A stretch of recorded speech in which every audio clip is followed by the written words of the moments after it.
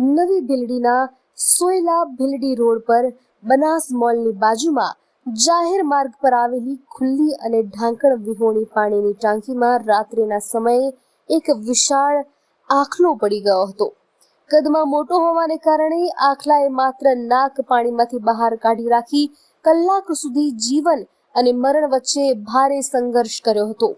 સવારે સ્થાનિકોએ આ દ્રશ્ય જોઈને તાત્કાલિક બચાવ કામગીરી હાથ ધરી હતી। સોયલા ગામના સેવાભાવી યુવાન રમેશભાઈ છગનભાઈ જોશીના પ્રયાસોથી જેસીબી ચાલક તુરંત સ્થળ પર દોડી આવ્યો હતો અને સ્થાનિકોના સહયોગથી આખલાને સલામત બહાર કાઢવામાં આવ્યો હતો। ખાસ વાત એ છે કે જેસીબી ચાલકે માનવતાનું ઉત્તમ ઉદાહરણ પૂરું પાડતા આ બચાવ કામગીરીનો કોઈ જ ખર્ચ ચાર્જ લીધો ન હતો। જો કે આ ઘટનાએ સ્થાનિક તંત્રની પોલ ખોલી નાખી છે। અગાઉ તલાટીને રજૂઆત કરવા છતાં કોઈ કાર્યવાહી ન થતા લોકોમાં ભારે રોષ ફેલાયો છે।